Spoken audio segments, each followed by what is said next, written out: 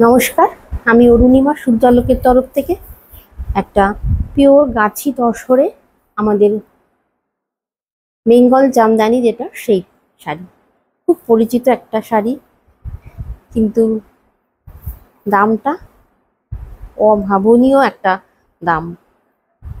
কালারটা ভীষণ সুন্দর। পুরো শাড়িতেই থাকবে এরকমভাবে জামদানি ওয়ার্ক করা এবং থাকবে বুটা।